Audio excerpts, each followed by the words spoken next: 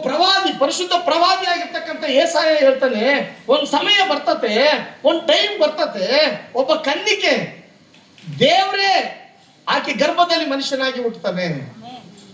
ದೇವ್ರೇ ಭೂಮಿಯ ಆಕಾಶಗಳ ನಿರ್ಮಾಣಿಕ, ಭೂಮಿಯ ಆಕಾಶಗಳ ಸೃಷ್ಟಿಕರ್ತ, ಭೂಮಿಯ ಆಕಾಶ ಸೂರ್ಯ ಚಂದ್ರ ನಕ್ಷತ್ರಾದಿಗಳನ್ನ ಕಣ್ಣಿಗೆ ಕಾಣುವ ಎಲ್ಲಾ ದೃಶ್ಯಗಳನ್ನ ಅಣುರೇಣುಗಳನ್ನು ಉಂಟು ಮಾಡಿದಂತ ದೇವ್ರೇ ಏನಾಗಿ ಹುಟ್ಟುತ್ತಾನೆ?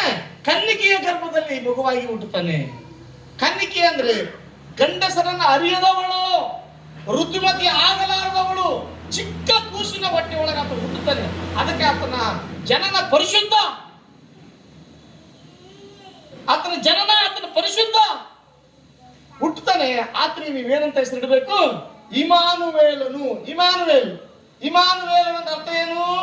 ದೇವರೇ ನಮ್ಮ ಸಂಗಡ ಇದ್ದಾನೆ. ಅಂದ್ರೆ ದೇವರೇ ನಮ್ಮ ಸಂಗಡ ಇದ್ದಾನೆ ಅಂದ್ರೆ ಅರ್ಥ ಏನು? ಅಲ್ಲಿ ಹುಟ್ಟಿದ ಕೂಸು ನಮಗೆ ದೇವರಾಗಿ ನಮ್ಮ ಜೊತೆಯಾಗಿರೋದಕ್ಕೆ ಬಂದ. ಹಂಗಂದ್ರೆ ಭೂಮಿ ಮೇಲೆ ಈ ದಿನ ಕ್ರಿಸ್ಮಸ್ ಮಾಡ್ತೀವಲ್ಲ, ಈ ದಿನ ಹುಟ್ಟಿದಂತ ಯೇಸು ಯಾರು? ಸಾಕ್ಷಾತ್ ದೇವರು.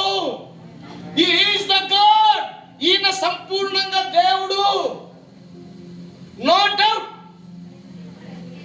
ಹೆಂಗೆ ಪ್ರೂಫ್ ಮಾತಾಡಬಾರ್ದು